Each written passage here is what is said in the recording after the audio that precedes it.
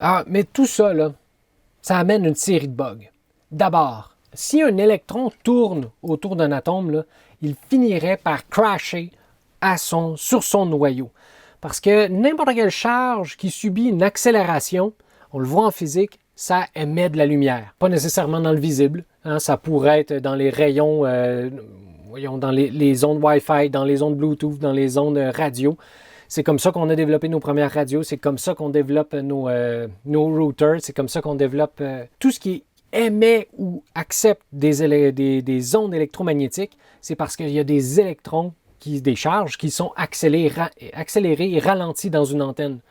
Fait qu'avant, on le voyait super bien avec les antennes des TV cathodiques, c'est que les électrons qui étaient à l'intérieur accéléraient, ralentissaient, ça permettait de capter les ondes électromagnétiques qui avaient justement ces longueurs d'onde-là et de transformer ça en signal électrique qu'on pouvait voir après ça, soit dans une radio, soit dans une télévision cathodique. Mais il se passe grosso modo la même chose dans un cellulaire aussi. Donc c'est ça. Ce que je disais, il y avait un bug. Chaque charge subissant une accélération est supposée émettre une longueur d'onde.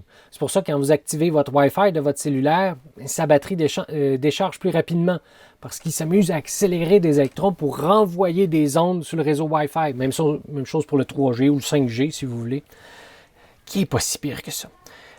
Sauf peut-être pour le nombre de tours, mais le 5G en lui-même, pas si pire. On en reparlera, si ça vous tente. C'est ça. Une charge qui subit une accélération est supposée émettre de la lumière et, en d'autres mots, perdre de l'énergie.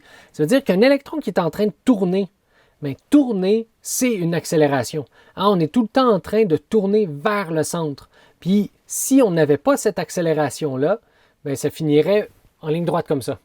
T'sais, si vous lâchez votre front, ça continue. Mais il faut tout le temps tourner. On subit tout le temps une accélération vers le centre quand on est en train de tourner. Donc, un électron qui tourne autour du noyau, ça ne se peut pas. Parce qu'il devrait crasher dans son centre en émettant tout plein de lumière. Et constatez-le par vous-même, vous n'émettez pas de lumière.